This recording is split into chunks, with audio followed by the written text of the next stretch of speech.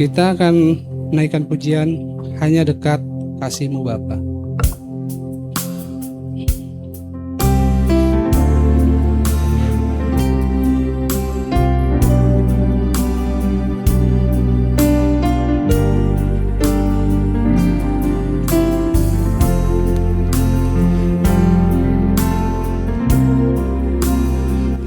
Hanya dekat kasih-Mu Bapa,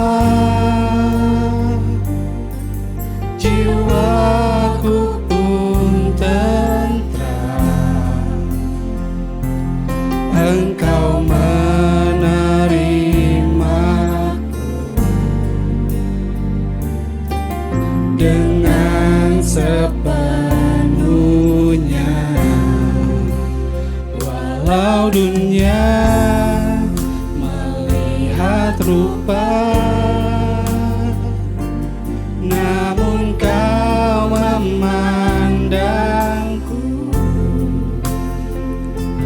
sampai ke kedalaman hatiku.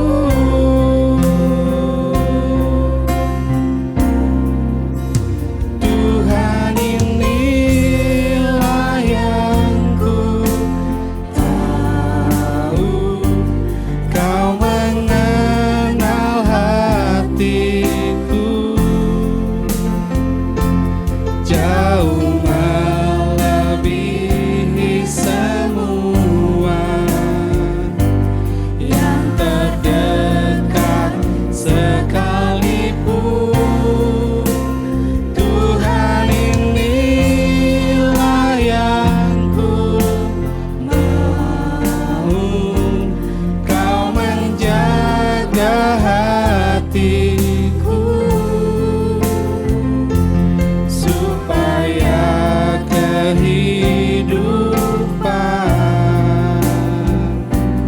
memancar senantiasa, supaya kehidupan memancar senantiasa. Kita akan mendengarkan firman Tuhan. Kita angkat pujian. Firman-Mu pelita bagiku, terang bagi jalanku.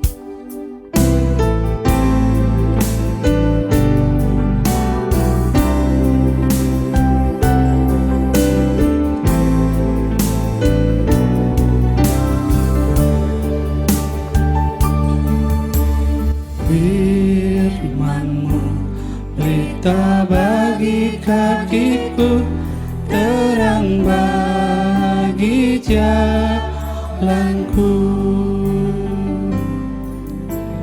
Firman-Mu pelita bagi kakiku, terang bagi jalanku.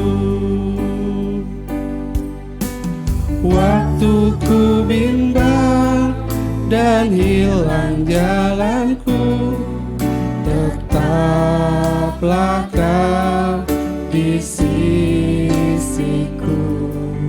dan takkan ku takut asal Kau di dekatku, bersertaku selamanya. Firman Tuhan. Firman-Mu pelita bagi kakiku, terang bagi jalanku. Firman-Mu pelita bagi kakiku, terang bagi jalanku. Waktu ku bimbang dan hilang jalanku, tetaplah Kau di sisiku, dan takkan ku asal Kau bersekutu, besertaku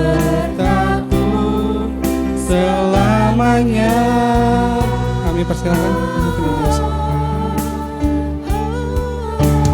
Firman-Mu, pelita bagi kakiku, terang bagi jalanku, terang bagi jalanku. Mari kita berdoa. Tuhan Allah Bapa di surga, terima kasih kesempatan Tuhan sudah boleh kumpulkan kami anak-anak-Mu untuk boleh memuji dan memuliakan nama Tuhan. Terima kasih juga kalau kami diberi kesempatan untuk mendengarkan kebenaran firman Tuhan. Biarlah kiranya Tuhan berbicara di tengah-tengah kami, dan di dalam segala kelemahan dan keterbatasan hamba-Mu ini, kiranya Tuhan pakai hamba-Mu dengan pimpinan Roh-Mu yang kudus, sehingga setiap kebenaran firman Tuhan boleh membawa kami semakin hari semakin dekat dengan Tuhan dan mau melaksanakan seluruh kebenaran firman Tuhan dalam hidup kami. Dan kami berdoa untuk semua sambungan interkoneksi internet ini berjalan dengan baik. Terima kasih Tuhan, dengar doa kami, dalam nama Tuhan Yesus Kristus kami berdoa. Amin. Wah, ini AC-nya kencang saudara yang kasih Tuhan. Kalau di Aussie itu sampai 40 derajat, orang lain katakan saya masih tahan gitu. Tapi kalau begitu dingin, nggak kuat. Pernah waktu saya pelayanan di Penin Bank, itu AC-nya pas deket kepala saya, terus waduh, setengah pelayanan udah mulai kepalanya sudah mulai sempoyongan ya. Dan tadi pagi memang kebetulan ini belum pernah terjadi, tekanan darah saya itu naik sampai 150, lalu bawahnya 89, dan itu belum pernah terjadi. Saya pikir nih pusing karena kurang tidur atau gimana ya. Tapi setelah tidur semua cukup, tapi tetap masih tetap nggak hilang. Jadi saya pikir ini mungkin karena saya perlu periksa ya. Saya udah janji dengan dokter jantung saya ya, anggota jemaat juga. Baik teman-teman yang kasih Tuhan, khotbah kita adalah bicara tentang kebijaksanaan dan ketekunan. Itu diambil dari Galatia 6 ayat 9 yang saya dapatkan dari Human Capital. Tetapi saya lanjutkan dengan 10 karena itu dua bagian yang tidak terpisahkan. Nah, lalu kemudian subtemanya saya ambil dari jangan jemu-jemu berbuat baik. Karena ini bicara tentang Galatia 6 ayat 9 sampai 10. Nah, kalau boleh saya bacakan demikian bunyinya. Dan janganlah kita jemu-jemu dalam berbuat baik, karena pada waktunya kita akan menuai jika kita tidak lemah. Karena itu, selama masih ada kesempatan bagi kita, marilah kita berbuat baik kepada semua orang, tetapi terutama kepada kawan-kawan kita seiman. Saudara yang kasih Tuhan, tema kita bicara tentang kebijaksanaan dan ketekunan. Ya, kita sebagai intro coba kita lihat tema bijaksana itu bahasa aslinya adalah Sophia. Ya, dan Sophia ini kalau kita lihat dari contohnya dipakai dalam filosofi, ya. Filosofi itu berasal dari dua kata itu philo, ya. Philo itu artinya cinta. Sedangkan Sophia itu adalah kebijaksanaan. Jadi artinya mencari yang cinta kepada kebijaksanaan atau kebenaran. Nah, teman-teman, kalau di dalam kamus bahasa Indonesia dikatakan itu adalah bijaksana adalah selalu menggunakan akal budinya, ya. Arif, tajam pikirannya, dan pandai dan hati-hati apabila menghadapi kesulitan. Nah, kalau dikatakan sebagai satu kata benda yang lain, kebijaksanaan, itu dikatakan adalah kepandaian menggunakan akal budinya, ya, baik pengalaman maupun pengetahuannya, dan kecakapan bertindak apabila menghadapi kesulitan. Lalu bagaimana dengan ketekunan? Nah, ketekunan itu kamus bahasa Indonesia, bahasa Yunaninya, tapi nggak terlalu menjelaskan banyak, itu epimeno atau hupomeno, ya, artinya terus-menerus, berkeras hati dan sungguh-sungguh, tidak mudah menyerah. Jadi teman-teman, waktu kita gabungkan tema yang diberikan ini yang saya tangkap ya, kebijaksanaan dalam ketekunan, artinya kebijaksanaan itu sendiri adalah satu bentuk sikap atau pandangan, tetapi harus terus-menerus, berarti harus konsisten ya, di dalam kondisi apapun juga tidak tergoyahkan ya, sepanjang waktu itu tetap demikian begitu ya. Nah, teman-teman kasih Tuhan, tapi itu kalau kita lihat dari sudut pandang dunia, yang namanya kebijaksanaan itu bisa subjektif. Kenapa saya katakan begitu? Saat terjadi kebenturan kepentingan, misalnya di dalam siklus politik ya, ini antara kepentingan demi negara atau golongan, atau kepentingan pribadi. Dulu waktu saya di Australia, itu ada, kebetulan kamar kami ada 4, ada 2 yang tidak terpakai karena anak saya sudah kembali ke Indonesia. Yang satu bekerja di Indonesia, yang satu lagi studi teologi begitu ya. Nah, kamar ini dipakai oleh salah satu yang pakai itu adalah anak perempuan dari Cina. Papanya birokrat. Nah, dalam pembicaraan saya tanya, kenapa kamu harus ke ini, ke mana? Ke Australia, saya bilang. Ya, papa saya, dia cerita memang bebas ngomong ya, birokrat, tapi dia melihat pimpinan dia, menteri yang nangani ini, ditembak mati di depan masa banyak. Jadi mereka sekeluarga lari, begitu bilang. Apa kamu terlibat? Tidak. Tetapi dalam keadaan seperti itu, pembersihan dilakukan, nggak diperiksa lagi apakah orang yang terlibat atau tidak. Jadi teman-teman, kita mungkin lihat ini tidak berperi kemanusiaan, tetapi itu yang dilakukan ya benar-benar demi kepentingan orang banyak, bukan satu golongan. Dan saya lihat Cina melakukan hal yang demikian, akhirnya kita lihat cukup maju sampai hari ini, ya berkembang lebih cepat luar biasa. Ya dulu kalau orang bilang Cina itu susah untuk berkembang, akan terus miskin, tetapi sekarang malah menjadi calon pemimpin dunia dari sudut ekonomi, politik ya, walaupun sekarang masih didominasi oleh Amerika. Jadi teman-teman, kalau bicara bijaksana dari pandang dunia, ya itu tidak bisa konsisten dalam arti tergantung situasi kondisi, tergantung mengganggu kepentingan pribadi tidak. Maka itu saya katakan ini bukan bijaksana, ini bijaksini nantinya. Kesini itu ke saya, bagaimana? Dengan kegolongan saya bagaimana? Sehingga yang pembuat kebijakan itu bisa berubah-ubah. Tetapi kita melihat bagaimanakah kebijaksanaan itu dari sudut pandang kekristenan. Nah, saya ajak melihat di dalam 3 ayat ini, ya. Silakan ayat pertama boleh Pak Yonas dibantu. Ya. Nah, teman-teman kita lihat dikatakan di dalam Amsal 9 ayat 10, permulaan hikmat adalah takut akan Tuhan dan mengenal yang Maha Kudus adalah pengertian. Jadi waktu dikatakan demikian, permulaan hikmat atau bijaksana ya, bukan yang lain-lain. Yang terutama yang penting adalah takut akan Tuhan dan mengenal yang Maha Kudus, itu adalah satu pengertian yang paling dasar. Ya, tadi kita dengar pujian yang dinyanyikan kan. Lalu kemudian kita lihat turunannya, takut akan Tuhan itu seperti apa? Silakan deh. Dikatakan takut akan Tuhan adalah permulaan pengetahuan, tetapi orang bodoh menghina hikmat dan didikan. Jadi teman-teman, kalau orang-orang yang mempunyai pengetahuan, berapa hebat pun pengetahuannya, kalau tidak didasari dengan sikap takut akan Tuhan, bisa menjadi hal yang sangat merusak. Contohnya, kemajuan AI saat ini. Ya, wajah orang bisa dirubah-rubah demikian rupa. Dan itu akhirnya orang-orang punya pikiran najis, dia pakai apa? Untuk pikiran hal yang kotor. Untung AI sampai sekarang ini membatasi kalau ada prompt untuk melakukan hal yang demikian. Tetapi itu bisa dipakai hal-hal yang baik pengetahuan yang dimiliki manusia, tetapi kalau orang itu tidak takut akan Tuhan, akan dipakai bagaimana dia mencari keuntungan, bagaimana mencari untuk kepentingan diri sendiri. Nah, teman-teman yang kasih Tuhan, yang ketiga kita lihat, ya.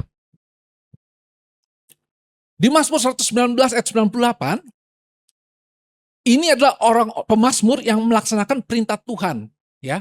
Dikatakan perintahmu membuat aku lebih bijaksana daripada musuh-musuhku, sebab selama-lamanya itu ada padaku. Dan ini yang dikatakan oleh pemazmur bahwa bagi dia ya melaksanakan perintah Tuhan itu adalah bijaksana yang terutama sebagai anak Tuhan. Nah, teman-teman yang kasih Tuhan, jadi kita melihat bijaksana yang dimaksud di sini adalah bijak yang benar-benar ke sana, bijak yang berasal dari sana, ya, bijak yang dilakukan untuk yang di sana begitu. Ya, ini Pak cara pikir saya sendiri. Nah, bijak yang ditujukan itu apa? Ke sana juga. Berarti di sini baru bisa teguh dan konsisten. Kenapa? Berdasarkan firman Tuhan yang tidak mungkin berubah, tidak mungkin bisa dikompromikan, itulah menjadi dasar bijaksana hikmat orang-orang percaya. Nah, teman-teman yang kasih Tuhan, melalui pengabdian kita kepada firman Allah, kita belajar melihat hidup ini sebagaimana Allah melihatnya. Kita menghargai apa yang dihargai Allah. Dan kita mengasihi apa yang dikasihinya. Jadi kalau kita melihat ada teman kita atau ada istri suami kita, kita percaya dia kalau dia diciptakan Tuhan, dia dikasih Tuhan.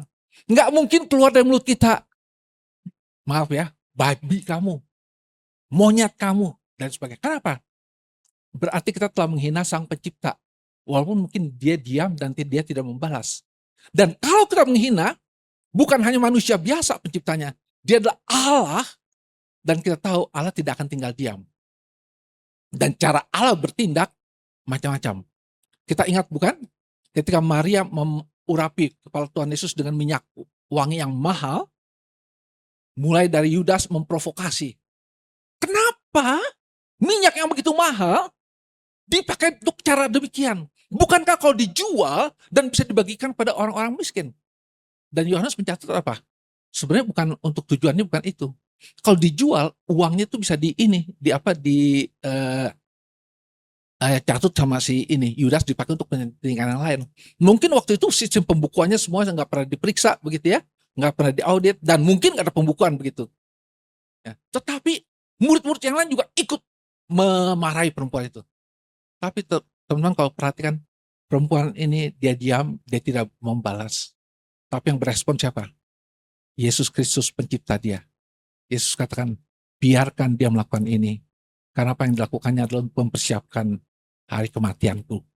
Dan apa yang dilakukannya ini akan diingat dimanapun Injil ini diberitakan. Nah, teman-teman yang kasih Tuhan, kita melihat ya. Jadi kita harus bisa menyesuaikan diri kita dengan pikiran dan hati Allah. Itu yang saya katakan sebagai bijaksana, yang benar-benar bijaksana. Nah, kita lihat teman-teman contoh ya, yang sangat ironis yaitu Salomo. Salomo yang waktu pertama adalah dia bijaksana, akhirnya jadi bijaksini. Kenapa? Waktu pertama kali Tuhan bertanya, Salomo, apa yang kau inginkan daripadaku akan kuberikan kepadamu. Salomo tidak minta kekayaan, tidak minta kuasa yang lebih banyak, dia hanya minta bijaksana di dalam menjalankan kepemimpinannya sebagai raja yang dia anggap cukup berat, ya. Dan Tuhan berikan, dan Tuhan tambahkan yang lain. Dan kita lihat bagaimana hatinya itu condong pada Tuhan. Tetapi dari bijaksana itu akhirnya bijak ke sini, yaitu apa yang terjadi? Di dalam 1 Raja 2 ayat pasal 11 ayat 3 dikatakan, dia sudah memiliki 700 istri dan 300 gundik. Ini sangat menyindir, bukan main ya buat orang-orang dunia ya. Orang dunia cari satu istri aja udah susah begitu ya. Ya zaman sekarang ya. Ini Salomo bisa punya 700 istri dan 300 gundik. Dan dikatakan 700 istri dan 300 gundik ini menarik hatinya daripada Tuhan. Jadi teman-teman kita melihat akhirnya bijak sini itu kepada apa yang menjadi kepentingan buat saya, apa yang bisa saya lakukan dengan segala apa yang saya miliki, kuasa yang ada, dan akhirnya Tuhan meninggalkan dia dan kerajaannya terbelah dua. Nah, teman-teman yang kasih Tuhan, kita melihat jadi hikmat yang dari Tuhan itu menuntun seseorang untuk hidup percaya dan mempercayakan dirinya kepada Tuhan. Ia tidak lagi meletakkan pengharapannya kepada materi, benda-benda tertentu yang memiliki kekuatan, ataupun seseorang sebagai backing yang dianggapnya mampu memberikan perlindungan. Nah, hanya kepada Tuhanlah ia menaruh kepercayaannya. Hikmat akan mengajarkan makna hidup yang sesungguhnya. Maksud saya hikmat yang dari Tuhan. Walaupun segala sesuatu akan hilang, segala sesuatu akan musnah, namun kebergantungan kepada Tuhan tidak pernah akan mengecewakan. Karena Allah adalah Allah yang kekal. Nah, teman-teman, saya ajak melihat lagi di dalam slide yang berikut, 2 Timotius 3. Ini slide berikutnya ya. Bagaimana pandangan kita lihat. Sebab siapakah yang mengetahui pikiran Tuhan sehingga ia dapat mengasihi dia. Tetapi kami memiliki pikiran Kristus. Ini di dalam perjanjian baru, sikap daripada para murid-murid ya. Dikatakan ya, enggak ada seorang pun yang bisa memahami pikiran Tuhan, tetapi mereka ini memiliki pikiran Kristus. Artinya apa?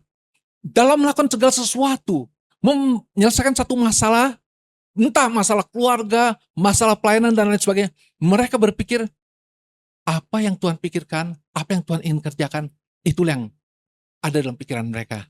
Ya.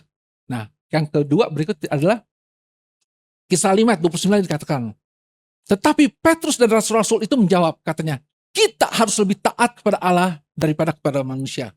Ini adalah satu hikmat bijaksana yang terutama yang harus dilakukan oleh para anak Tuhan. Yaitu apa? Waktu menghadapi benturan antara hukum manusia dengan hukum Allah, kita tetap berpegang pada hukum Allah. Kita mentaati apa yang Allah perintahkan. Ya, bukan kepada apa yang diciptakan oleh manusia. Nah, teman-teman yang kasih Tuhan, nah yang ketiga kita lihat adalah dikatakan, kita baca bersama-sama ya, 1, 2, 3. Atau jika engkau melakukan sesuatu yang lain, lakukanlah semuanya itu untuk kemuliaan Allah. Jadi teman-teman kita melihat ya, ini bijaksana adalah bijak yang dari sana, bijak untuk ke sana, yaitu apa? Untuk kemuliaan yang ada. Jadi kehidupan yang Tuhan percayakan ini, kita hanya bergantung pada kebenaran firman Tuhan. Nah, kita melihat teman-teman, apa yang menjadi sumber hikmat yang dari Tuhan ini, di dalam 2 Timotius 3 ayat 15 sampai 16, coba kita lihat. Nah, dikatakan, ingatlah juga bahwa dari kecil engkau sudah mengenal kitab suci yang dapat memberikan hikmat kepadamu dan menuntun engkau kepada keselamatan oleh iman kepada Yesus Kristus. Jadi hikmat ya yang tertinggi, bijaksana yang paling besar yang kita terima dari Tuhan adalah apa? Yaitu lewat kitab suci. Dan kitab suci ditujukan yang utama apa? Memberikan hikmat kepada setiap orang percaya yang telah menuntun kita kepada keselamatan oleh iman kepada Kristus Yesus. Itulah yang terutama, teman-teman. Lalu yang berikutnya di dalam untuk kehidupan sehari-hari dikatakan seperti apa? Coba. Nah, ayat 16 dikatakan segala diilhamkan artinya dinafaskan, dihembuskan. Di dalam bahasa Yunani theopneustos gitu ya. Arti ini langsung dari Tuhan, Allah, ya. Setiap segala tulisan yang diilhamkan Allah memang bermanfaat untuk mengajar, untuk menyatakan kesalahan, untuk memperbaiki kelakuan, dan untuk mendidik orang dalam kebenaran. Jadi kita tahu teman-teman yang kasih Tuhan, bahwa sumber kebijakan yang utama, hikmat yang utama adalah yang dari Tuhan, yang berasal dari kitab suci.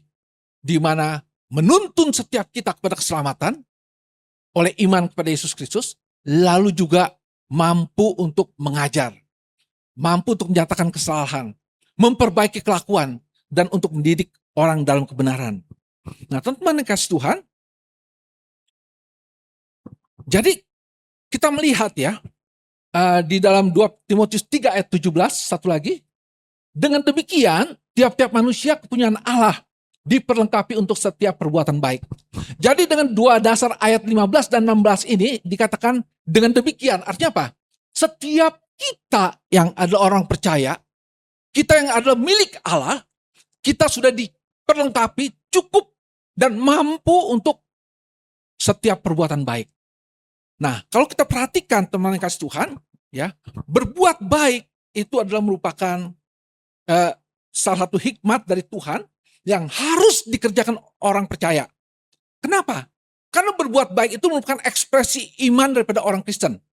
Sebagai manusia baru yang hidupnya dipimpin Roh Kudus sehingga menghasilkan buah roh. Di mana salah satu buah roh itu adalah kebaikan. Dan disitulah di kehadiran kita berbuat kebaikan untuk menjadi garam dan terang dunia. Nah, ini saya mau katakan dari bicara tentang kebijaksanaan dan ketekunan.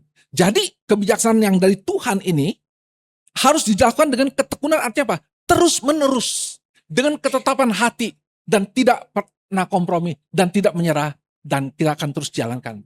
Nah, teman-teman, pagi ini ya, saya mengajak untuk merenungkan sebuah kebenaran yang sederhana, tapi cukup powerful yang dari Rasul Paulus. Dalam suratnya kepada jemaat Galatia, yaitu Galatia 6 ayat 9-10. Saya ulangi lagi, bunyinya demikian. Ya, ini menjadi subtema kita, jangan jemu-jemu berbuat baik. Dikatakan dalam Galatia 6 ayat 9-10, janganlah kita jemu-jemu berbuat baik, Karena apabila sudah datang waktunya, kita akan menuai. Jika kita tidak menyerah, atau dalam beberapa versi itu dikatakan menjadi lelah, atau putus asa, atau frustrasi, dan lain-lain. Nah, ayat 10 dikatakan, karena itu selama masih ada kesempatan bagi kita, marilah kita berbuat baik kepada semua orang, terutama kepada saudara-saudara seiman kita.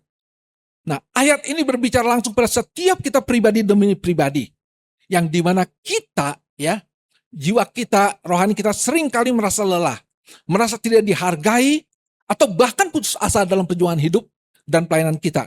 Nah, saya ajak teman-teman untuk melihat ada 4 poin yang akan dibahas di sini.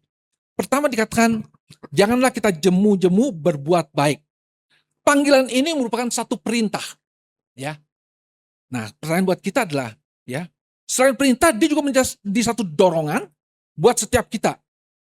Ini yang dinyatakan oleh Paulus, dan dengan secara realistis, ya. Kenapa, teman-teman? Waktu dikatakan janganlah kita jemu-jemu berbuat baik, karena Paulus tahu bahwa berbuat baik itu tidak selalu mudah. Gampang nggak berbuat baik? Tergantung, ya. Nah, motivasi kita. Ada kalanya teman-teman kita memberi, ya, tapi tidak ada ucapan terima kasih. Untuk hal itu kita kadang-kadang merasa, waduh, hati kita menjadi sedikit terganggu. Kok sudah dikasih nggak ada terima kasihnya begitu, ya? Ada kalanya kita menolong, tapi malah disalahpahami, disangka ada maksud tertentu begitu, ya. Ada kalanya kita berkorban, tapi tidak ada yang melihat atau menghargai. Terlebih lagi di era digital ini, ya, berbuat baik malah takut akan kena tipu. Ya, teman-teman kan sering lihat, ya, ada kejadian si ini ditipu sana, akhirnya kita was-was begitu. Ada yang cerita, saya parkir mobil, ya, mobil saya mengalami kesulitan begitu, ya. Ada orang yang mobilnya kesulitan, saya berhenti untuk ini, dia mau tanya apa ada masalah. Lalu kemudian malah saya yang ditodong begitu. Ternyata itu pancingan. Akhirnya apa? Semua orang kalau dilihat orang yang mogok di jalan, ada orang yang mau minta tumpangan, enggak, jangan, lebih baik, lebih aman, jangan tahu-tahu dalam mobil kita ditodong. Kalau di Australia lain, teman-teman. Mobil saya mogok. Ini mereka bukan lagi orang-orang Kristen sebagian besar, tapi mereka masih pakai nama Kristen, dan mereka mewarisi kebaikan yang diajarkan di dalam kekristenan oleh orang tua mereka turun-temurun. Tetapi iman kepada Kristusnya sudah luntur. Jadi kalau mobil saya mogok, dia datang. Are you okay? Gitu, ya. Kalau, oh, it's okay, just fine. Ada jalan. Coba kalau di sini, kamu datang kepada orang mogok. Are you okay? I'm okay, but you are not okay. Now, dia keluarin pisau gitu. Nah, teman-teman yang kasih Tuhan, kita melihat, ya, dunia ini dengan segala tuntutannya bisa menguras energi dan semangat kita. Pekerjaan, baik keluarga, baik masalah pribadi. Semua bisa membuat kita merasa jemu atau lelah. Namun firman Tuhan hari ini mengingatkan kita apa? Walaupun kita menghadapi begitu banyak kesulitan dan pergumulan, itu bukan berarti kita harus munafik, teman. Kita harus memaksakan diri sampai benar-benar habis daya kita, sampai terkuras perasaan kita. Tetapi ini lebih kepada apa? Sebuah ketetapan hati. Sebuah komitmen untuk terus memancarkan kebaikan. Sekalipun kita harus melawan godaan untuk menyerah. Nah, pertanyaan buat kita adalah, mengapa bisa jemu, teman-teman? Ini kembali tergantung motivasi kita. Kenapa? Kalau kita berbuat baik, mengharapkan apa? Dengan orang selevel yang kita tujukan, oh, nanti ini akan bisa jadi mitra bisnis saya. Nanti saya bisa dapat order dari dia begitu. Nah, itu motivasinya di situ. Kalau nggak dapat, dia akan menjadi ini apa? Tawar hati. Itu juga berbuat baik, mengharapkan ada balasan dan imbalan. Nah, yang Tuhan inginkan sebenarnya adalah apa? Kita berbuat baik, inilah hikmat yang benar dan sangat penting. Bahkan betul kepada semua orang, tetapi justru juga kepada orang-orang yang walaupun kita berbuat baik, dia tidak sanggup untuk membalas kita. Walaupun kita berbuat baik, tidak ada yang keuntungan yang bisa kita dapatkan dari dia. Nah, itulah motivasi kita yang sesungguhnya, berbuat baik. Tapi motivasi kita dasarnya apa, teman-teman? Kita berbuat baik sebagai untuk mentaati perintah Tuhan yang baru saja kita baca. Dan juga sebagai pengucapan syukur atas kebaikannya yang tidak pernah bisa diberikan oleh siapapun juga. Apa itu kira-kira? Kebaikan yang Tuhan berikan buat kita, yang tidak pernah bisa diberikan oleh siapapun, penguasa manapun juga. Kebaikan apa itu teman-teman? Menganugerahkan Yesus Kristus untuk menebus dosa kita.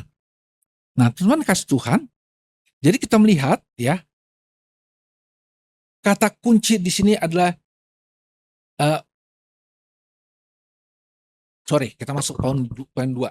Ya, dikatakan, karena pada waktunya kita akan menuai jika kita tidak menjadi lelah. Nah ini adalah janji, ya, satu prinsip spiritual yang tidak terbantahkan. Seperti petani waktu dia menabur benih, ya, benih itu adalah benih yang sangat kecil, tapi dia harus sabar menunggu sampai musim panen. Waktu musim panen, benih yang kecil tadi berubah menjadi pohon. Dan lalu bisa menghasilkan buah. Kalau kita lihat dalam tanaman padi ya. Jadi teman-teman yang kasih Tuhan, yang mau dikatakan adalah bahwa kebaikan yang kita tabur, sekecil apapun tidak akan pernah sia-sia di mata Tuhan. Ya. Kalau kita dengan tujuan ini sebagai pengucapan syukur, ya, untuk kebaikan yang Tuhan berikan, mentaati perintah Tuhan, kita pasti akan menuai apa yang mungkin kita tidak menuai apa yang kita harapkan. Atau kita menuai dari orang yang sama yang kita tolong. Atau bahkan kita tidak menuai apapun juga. Jika tidak menuai di dunia ini. Tapi pasti di sorga nanti kita akan menuai. Yaitu apa? Apresiasi yang Tuhan berikan. Dan teman-teman di dalam Habakuk ya, 3 ayat 17-19. Siapa yang sudah dapatkan boleh baca. Habakuk 3 ayat 17-19. Ya, oke. Saya pakai terjemahan lama ya. Membuat kakiku seperti kaki rusa, yang membuat aku mampu berjalan di tempat tinggi. Teman-teman perhatikan. Dikatakan oleh penulis Habakuk ini, sekalipun pohon ara tidak berbunga, pohon anggur tidak berbuah, dan hasil pohon zaitun mengecewakan. Sekalipun ladang-ladang tidak menghasilkan bahan makanan, kambing domba terhalau dari kurungan, dan tidak ada lembu dalam kandang. Jadi dikatakan, walaupun dengan kita nih melakukan perbuatan baik, kok kita nggak dapat apa-apa ya? Kita belum menuai apapun juga. Tapi teman-teman dikasih Tuhan, dari Habakuk mengatakan, mengingat semua kebaikan yang Tuhan nyatakan, segala apa yang Tuhan berikan, itu sudah lebih dari cukup. Ya. Jadi teman-teman, dikatakan dalam 1 Korintus 6 ayat 20 dikatakan, engkau telah dibeli dan harganya telah lunas dibayar. Kita sudah milik Tuhan. Seperti kita seorang upahan, sebelum kita kerja, sudah dibayar lunas. Coba saya mau tanya, di mana yang sudah dibayar lunas? Jangankan dibayar lunas dah, seluruh hidup kita. Kira-kira waktu kerja, Pak Yuka ada rencana untuk bayar gaji dibuka nggak di bulan depan? Hah? Pasti enggak teman-teman. Kecuali kalau keadaan kepepet ya, dibayarnya di muka. Di muka apa? Di bulan depan mundur ya gaji. Tetapi nggak ada kita dibayar di muka, bukan? Sebelum kerja dibayar di muka. Tetapi anak-anak Tuhan kita melihat apa? Dikatakan bahwa kita sudah dibayar lunas. Kita sudah menjadi milik Kristus. Kita sudah dibayar. Ya. Tetapi sekarang kita hanya melanjutkan perintah Tuhan. Mengingat kebaikan Tuhan yang begitu besar. Nah teman-teman kasih Tuhan, kita melihat di sini, dikatakan jika kita tidak menjadi lelah, ini menjadi satu syarat. Kata kunci di sini adalah jika kita tidak menjadi lelah. Nah kelelahan fisik itu wajar. Ya, karena kita mungkin harus mengorbankan materi. Ya, tetapi yang lebih penting adalah kelelahan spiritual. Yang akhirnya membuat kita berhenti berbuat baik. Yang ini harus kita waspadai. Teman-teman ingat ya, Tuhan telah melihat setiap, kita harus ingat bahwa apapun yang kita kerjakan bukan dilihat manusia. Apa yang dikerjakan oleh Maria waktu mengurapi Yesus bukan mengandalkan pujian daripada manusia yang lain, tetapi hanya Tuhan yang mengingat dia. Jadi kita lihat teman-teman, setiap tetes keringat, setiap pengorbanan, setiap senyum tulus yang kita berikan, pasti kita akan menuai. Dan kita itu menuai mungkin bukan panen materi, tetapi panen damai sejahtera, panen sukacita, panen karakter yang semakin mulia, atau bahkan panen jiwa-jiwa yang terberkati melalui hidup kita. Itulah yang menjadi buah Injil yang kita persembahkan buat Tuhan. Teman-teman, apakah perbuatan baik yang paling baik, terbaik? Kira-kira apa? Perbuatan baik yang terbaik itu apa, teman-teman? Hah?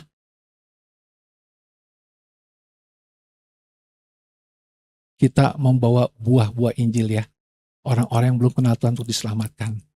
Dan saya melihat ini satu hal yang luar biasa yang Tuhan berikan buat saudara dan saya, ada di Yaski ini. Ya. Nah, sekarang kita melihat teman ya, poin ketiga adalah karena itu selama kita masih mempunyai kesempatan, teman-teman, ini kalau bicara waktu kesempatan adalah waktu. Ya, waktu itu adalah anugerah yang sangat berharga. Ya, setiap hari adalah kesempatan. Dan di dalam bahasa Yunani, waktu itu dibagi dua, kairos dan kronos.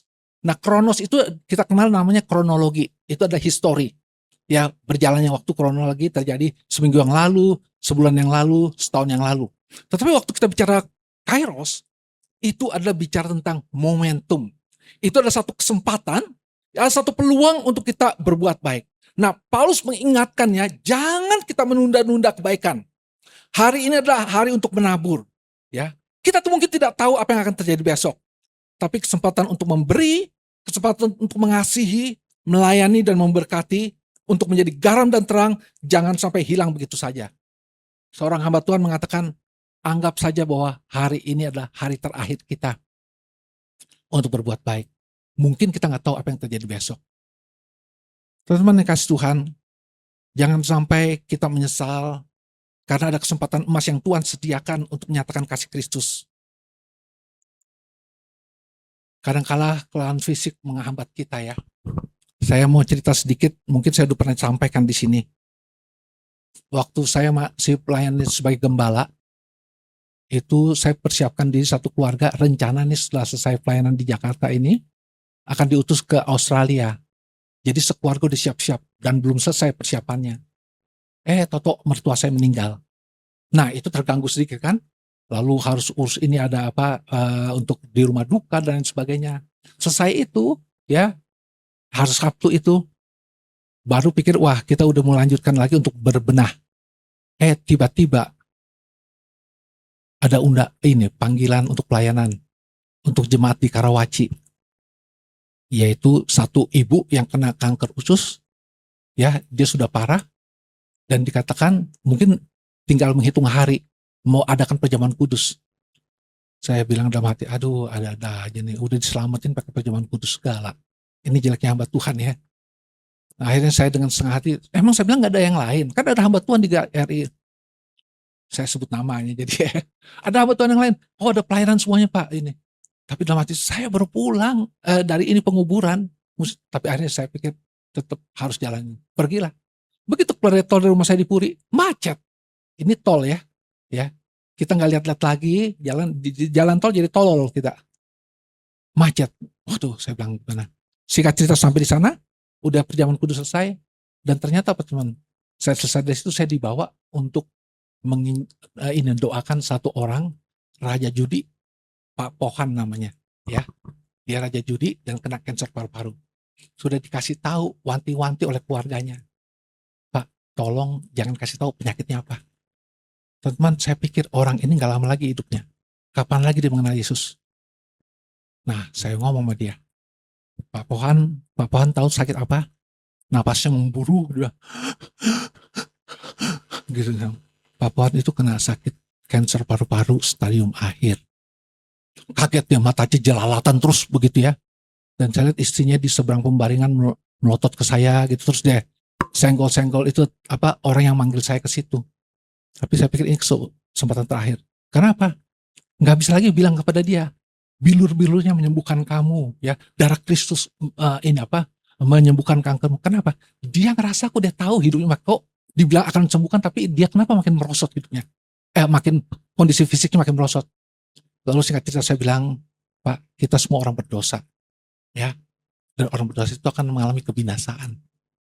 Tapi mau nggak Bapak dibawa ke tempat di mana tidak lagi penderitaan, tidak sakit penyakit, tidak ada lagi peperangan, yang ada adalah sukacita yang tidak pernah berkesudahan bersama dengan Tuhan. Dia lihat saya dan dengan waktu dia bilang, syaratnya Bapak terima Yesus Kristus sebagai juru selamat dan mohon pengampunan atas dosa. Dia tanya istrinya, kalau gitu nanti abunya bagaimana? Abunya maksudnya abu dia tuh siapa yang pelihara? Istrinya bilang terserah. Akhirnya dia minta didoakan, saya doakan dia, minta dia doa dulu mengakui dosa dia, Saya diktekan pada dia, lalu saya doakan buat dia. Nah teman-teman, singkat cerita, pulang dari situ saya berhenti keluar dari tol, saya berhenti di situ, saya nangis. Ini rupanya rencana Tuhan ya. Minta saya untuk pergi pelayanan, ada satu jiwa. Dan saya ingat apa yang dikatakan oleh Tuhan Yesus, jika satu orang bertobat, maka seluruh penghuni kerajaan surga akan bersuka cita. Dan ternyata teman-teman, katanya umur dia tinggal 3 bulan. Seminggu setelah saya layani, dia meninggal. Dan saya diminta untuk memimpin kebaktian penghiburan. Lalu saya tanya pada istrinya, gimana dia waktu setelah itu? Pak, selama ini dia nggak bisa tidur, gelisah. Tapi setelah hari itu Bapak datang, dia bisa tidur tenang. Saya percaya teman-teman, dia punya satu hope, punya pengharapan setelah dia mengenal siapa yang bisa menyelamatkan dia. Nah teman-teman yang kasih Tuhan, jadi kenapa saya lakukan itu teman-teman? Ini cerita sebelumnya. Jadi sebulan yang lalu saya diminta pelayanan untuk satu bapak ya yang dalam keadaan depresi. Ini pengusaha aluminium yang besar gitu ya. Lalu saya bilang nggak bisa, diminta hari Sabtu datang. Kalau hanya depresi aja, saya bilang Senin deh. Saya bilang saya kan sibuk. Akhirnya setuju Senin. Saya pelayanan, ini pelayanan minggu sudah. Minggu sore saya tanya, telepon, Pak gimana? Saya Senin bisa nanti ketemuan janjian berapa? Ya Pak, nggak usah Pak. Kenapa? Saya bilang, nggak usah. Kenapa? Udah baik ya. Dia sudah meninggal. Meninggal? Kan nggak sakit, saya bilang. Dia bunuh diri di lantai 3. Jadi teman-teman, dia mau terima Kristus, tetapi dia banyak peliharaan itu segala patung-patung. Dan dia udah ngomong sama istrinya, kok tiap hari dia mengalami tekanan begitu rupa, dia nggak tahan lagi, dia bilang. Dia nggak tahan lagi untuk hidup ini. Jadi nggak ada masalah dengan istri, nggak ada masalah dengan ini ya. Tetapi saya bukan bilang kalau saya datang dia mungkin akan selamat, tidak. Tapi saya ingat malam itu sampai jam 3 pagi saya nggak tidur dan saya menangis. Saya berjanji sama Tuhan, saya tidak akan menolak ada pelayanan apapun juga dalam situasi kondisi apapun juga. Ini kebaikan yang telah saya terima dari Tuhan, jangan menjadi sia-sia. Tuhan dengar, lu ngomong gitu ya.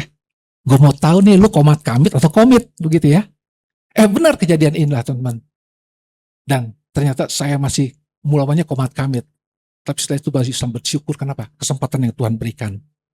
Jadi teman-teman, kita melihat yang poin terakhir ya, marilah kita berbuat baik kepada semua orang, tetapi terutama kepada kawan-kawan seiman. Loh, apa maksud Paulus begini? Teman-teman, Paulus mau katakan apa? Prioritas itu penting. Kita berbuat baik kepada semua orang, iya, tetapi terutama kepada kawan-kawan seiman. Maksudnya apa?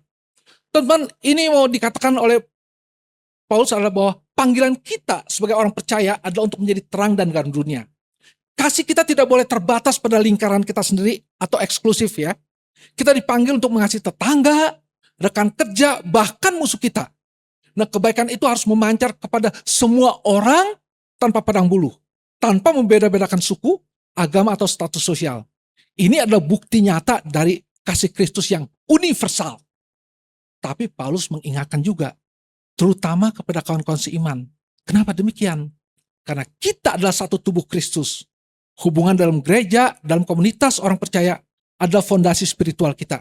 Ya, jadi kalau satu anggota menderita, semua anggota turut menderita.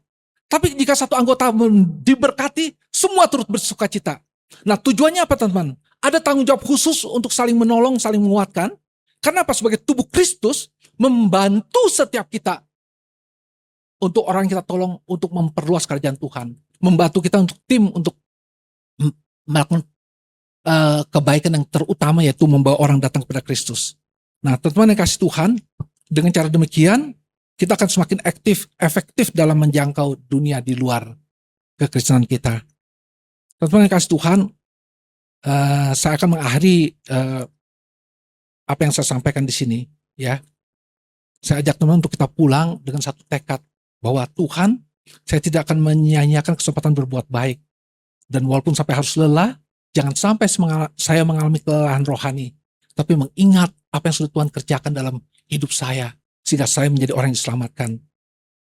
Dan saya akan mengajak teman-teman untuk melihat satu orang, ya, namanya Lincoln Mangundap. Ya, tolong ditampilkan.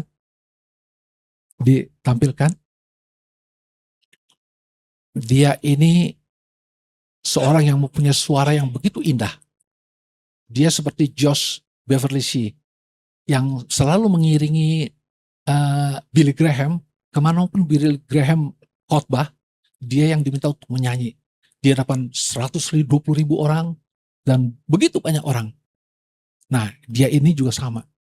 Dia punya suara yang baik. Dia keliling KKR dimanapun juga, masuk kampung-kampung dan sebagainya, ya, membantu pendeta Stephen Tong, ya. Nah, teman-teman, tapi dia tidak hanya sampai sebatas di situ. Dia juga terpanggil untuk melayani orang-orang yang tidak bisa membalas apapun juga, yaitu anak-anak yang mempunyai kebutuhan khusus yang dianggap adalah produk gagal oleh banyak keluarga. Waktu dengar dia cerita mengatakan anak-anak yang dia rawat itu didirikan Hope Foundation, ya, untuk anak-anak yang ini dianggap sebagai produk gagal, supaya anak-anak itu apa tujuannya? Bisa menyebut nama Kristus dan mereka boleh diselamatkan. Jadi teman-teman, dia bukan melalui panggilan untuk bikin rekaman suara bagus mumpung kapan lagi, tapi dia melihat sisi lain. Pekerjaan yang sebenarnya perbuatan baik ini tidak semua orang mau kerjain, nggak ada hasilnya kok. Dan kalau anak-anak ini sudah diinikan pun juga bisa apa dia? Nah, apa dia bisa menginjili? Tidak. Nah, coba kita dengarkan teman-teman ya. Silakan Pak Yonas.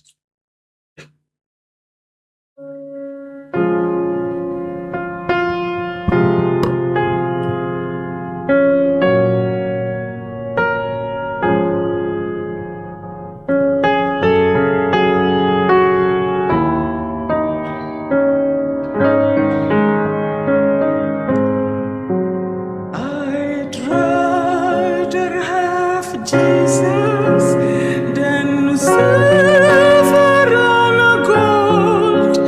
I'd rather be His than have riches. I'd rather have Jesus than houses or land.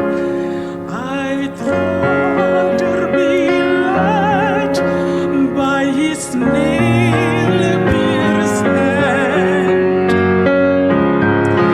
than to be the king of a vast domain and be held in sin's dread sway. I'd rather have Jesus than anything this world affords today. Teman-teman, ini lagu ini dinyanyikan tanggal 15 Januari 1926. Dia nyanyikan lagu ini lagu terakhir karena dia menderita kanker, dan kanker itu bukan kanker yang lain-lain, tapi Tuhan izinkan dia mengalami kanker lidahnya yang seharusnya dipakai menyanyi memuji Tuhan, tetapi akhirnya harus dipotong. Seminggu kemudian lidahnya dipotong sebagian, ya. Dan kita dengar kesaksian dia, teman-teman, ya. Setelah dipotong lidahnya bagaimana, ya. Tapi kita lihat, silakan Pak Yonas. Interview ini sekitar 3 Saya menit cuma ya. pikir, kenapa saya nggak boleh cancer? Banyak orang tanya saya, kamu marah nggak sama Tuhan? Saya bilang, hidup saya milik Tuhan kok. Pasti Tuhan nggak keliru kan? Tuhan nggak bersalah gitu. Sehingga saya nggak merasa bahwa karena saya nyanyi, karena saya mengajar, jangan kanker lidah dong. Saya begitu sadar bahwa itu adalah satu penetapan Tuhan yang tidak bersalah. Patutkah saya mempertanyakan, kenapa Tuhan? Segala perkara dapat kutanggung di dalam Dia yang memberi kekuatan kepada aku. Tapi ada suara dalam hati saya yang tidak berhenti-berhentinya bahwa I am with you. Jika aku besertamu, Lincoln, apalagi yang kau mau. Saya baru sadar bahwa selama ini kita minta sembuh, minta kurang sakitnya, minta ini, minta itu sama Tuhan. Sepertinya Tuhan itu obligated untuk memberikan segala sesuatunya karena kita anaknya. No. Bahwa Tuhan beserta saya itu lebih besar daripada segala apa yang saya minta. Apa yang kita minta itu kadang-kadang bukan apa yang menjadi rencananya. Bukan apa yang menjadi rancangannya. Sehingga sejak hari itu saya melihat bahwa Kristus beserta saya. Dia di dalam saya. Cukup. Saya merasa bahwa Tuhan saya itu sangat kreatif, Pak. Kreatif. Iya. Pokoknya dia ambil ini bukan untuk menghentikan saya. Saya bilang Tuhan nggak akan begitu cara kerjanya. Tapi justru yang saya nantikan adalah suatu excitement. Tuhan membukakan apa di depan buat saya. Iya. Itu yang saya nantikan sekarang. Kalau saya milik Kristus, saya punya semuanya. Kalau saya bukan milik Kristus, saya nggak punya apa-apa.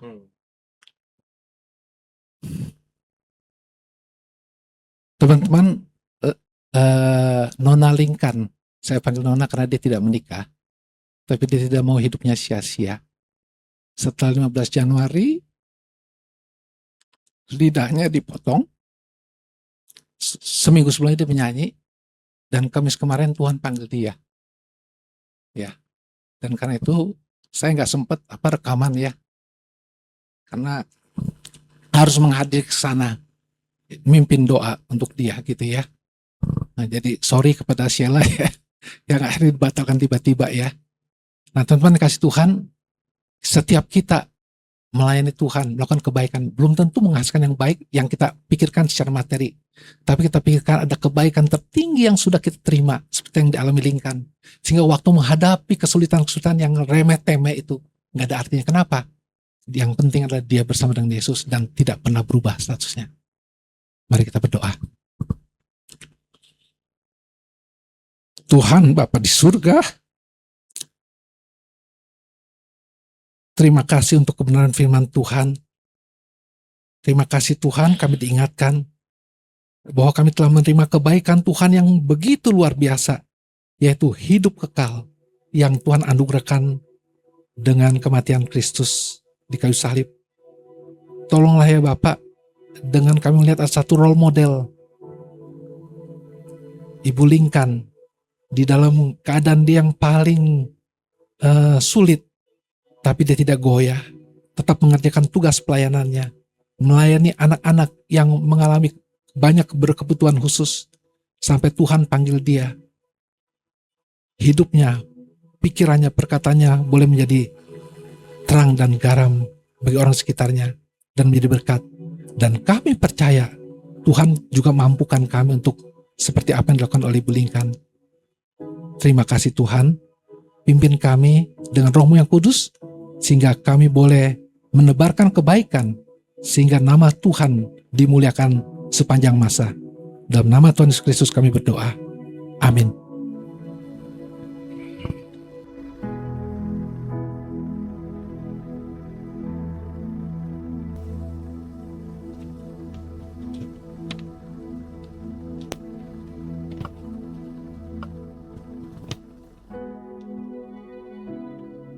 Kami mengucapkan terima kasih buat Bapak Pendeta Emeritus Yusra Wijaya atas pelayanan dan pemberitaan firman-Nya yang kita harus waktu Tuhan harus kita pakai secara maksimal, dan kita tahu kita harus memuliakan Tuhan di setiap waktu. Kita akan memberikan persembahan dimulai dari sebelah kanan saya. Kita naikkan pujian Kecaplah dan Lihatlah.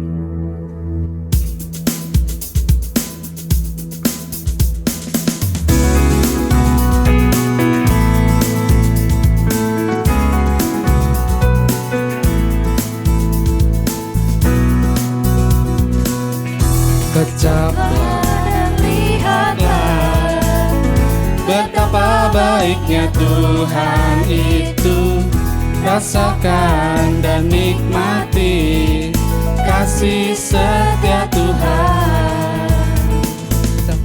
Kecaplah dan lihatlah betapa baiknya Tuhan itu, rasakan dan nikmati kasih setia Tuhan. Syukur bagimu Tuhan, syukur.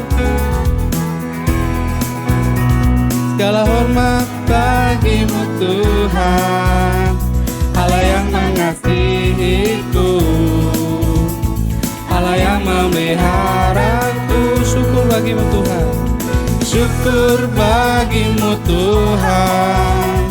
Segala hormat bagimu Tuhan, Allah yang mengasihiku,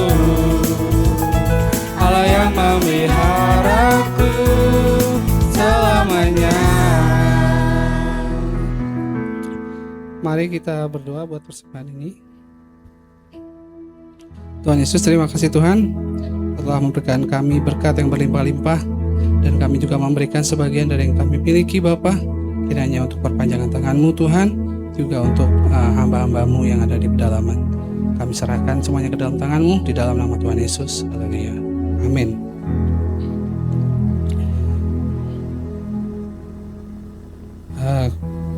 Pengumuman untuk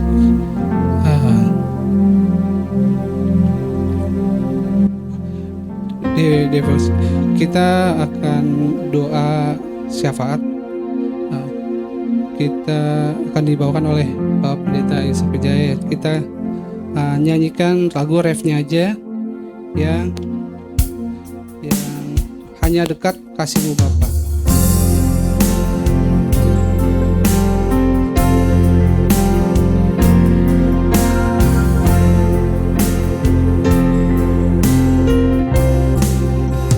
Bangkit dan jemaat bangkit berdiri.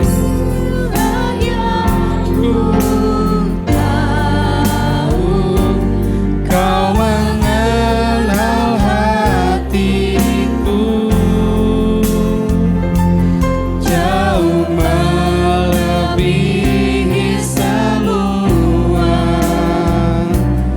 yang terdekat sekalipun.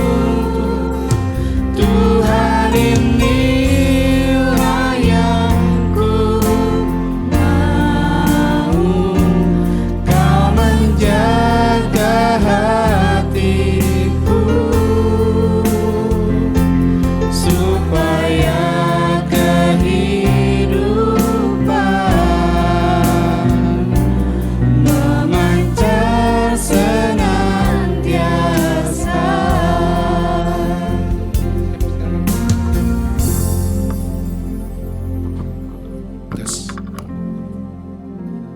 Tuhan Allah Bapa di surga, terima kasih Tuhan, di penghujung ibadah ini kami kembali menghadap hadirat Tuhan yang kudus. Kami ingin menaikkan doa-doa kami Tuhan, khususnya untuk negeri kami Tuhan. Kami berdoa ya Bapa, di mana saat ini ada kemungkinan besar defisit anggaran belanja dibandingkan dengan pendapatan yang ada. Sementara ada pembengkakan biaya-biaya yang tidak jelas. Dan kami tahu Tuhan, ini akan menyulitkan ekonomi negara kami, terutama untuk rakyat-rakyat di level yang terendah. Bapak, tolonglah Tuhan, hadirkan orang-orang yang berani menyatakan kebenaran untuk memperbaiki sistem pemerintahan yang sedang berjalan. Berikan bijaksana surgawi bagi para orang-orang yang Tuhan percayakan untuk memerintah negeri kami, sehingga rakyat kami boleh diselamatkan. Dan juga orang-orang yang takut akan Tuhan, boleh Tuhan hadirkan untuk berani menyatakan kehadiran Tuhan lewat hidup mereka. Dan kami serahkan pergumulan bangsa kami ke dalam tangan Tuhan. Bapa di surga, kami juga berdoa untuk berbagai program daripada FEBC Internasional di berbagai tempat. Penginjilan-penginjilan yang dilakukan, yang kelihatannya di mata manusia itu menjadi sesuatu yang sia-sia. Tapi kami percaya kebaikan-kebaikan yang dinyatakan ini demi untuk menghasilkan buah Injil bagi kemuliaan nama Tuhan, tidak akan menjadi sia-sia. Tuhan berkati ya Bapak. Berkati juga program FEBC Indonesia di dalam naungan IASKI ini. Kami percaya Tuhan setiap program yang ada, yang telah digumuli dengan baik, akan Tuhan pimpin dan sertai. Dan Tuhan nyatakan intervensi Tuhan. Tuhan nyatakan campur tangan Tuhan, supaya semua program boleh dilakukan dengan maksimal. Dan pada akhirnya nama Tuhan ditinggikan dan dimuliakan. Kami berdoa Tuhan untuk setiap anak-anak-Mu yang ada dalam ruangan ini, baik yang di dalam mengikutinya lewat Zoom. Tuhan, Engkau tahu setiap pergumulan yang dialami, setiap air mata yang dicucurkan. Bapak, ingatkan setiap kami pribadi demi pribadi, bahwa Tuhan ada bersama dengan kami, sehingga setiap keluh kesah kami, setiap upaya kami, setiap kesulitan yang kami alami, semuanya ada dalam tangan Tuhan. Engkau yang menghapus air mata, memberi kekuatan dan pertolongan kepada kami anak-anak-Mu. Terima kasih Tuhan, kami bangga punya Allah seperti Engkau, Allah yang mengasihi, Allah yang boleh dipegang janji-janjinya, Allah yang telah mempercayakan pelayanan untuk membawa jiwa ini ke dalam tangan kami. Terima kasih ya Bapa. Dengar doa kami, dalam nama Tuhan Yesus Kristus kami berdoa. Saudara-saudaraku yang dikasih Tuhan, mari arahkan hati kita kepada Tuhan dan terimalah berkat-Nya. Kiranya Allah Bapa yang telah memanggil kita, memilih kita menjadi anak-anak yang dikasihinya, boleh senantiasa menyinari kita dengan kasih setia-Nya yang tidak berkesudahan. Di dalam anugerah Tuhan kita Yesus Kristus, Anaknya yang tunggal, yang rela mati di kayu salib, menebus kita dari kebinasaan, dan dalam penyertaan Roh Kudus, boleh senantiasa mengingatkan kita akan kebenaran firman Tuhan, mengingatkan kita untuk hidup suci, dan Allah Tritunggal boleh memberkati hidup kita, sehingga hidup yang telah diberkati boleh kita pakai menjadi saluran berkat dimanapun kita berada, sehingga nama Tuhan dipermuliakan sekarang sampai selama-lamanya. Bapa, terima kasih.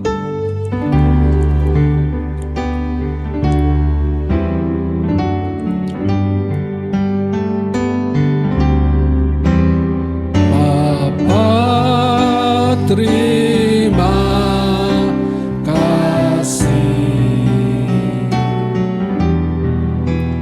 Bapa, terima kasih Bapa di dalam sorga.